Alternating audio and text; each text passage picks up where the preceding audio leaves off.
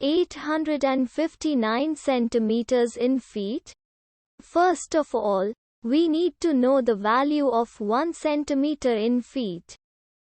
It's always 1 centimeter equals 0.03280839895 feet. Now we have to multiply 0.03280839895 by 859. Therefore, 859 centimeters times 0.03280839895 feet equals 28.182414699805 feet.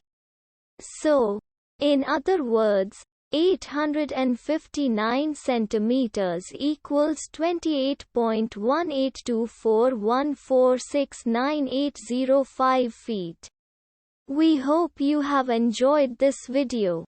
Please like and subscribe to our channel for more videos like this.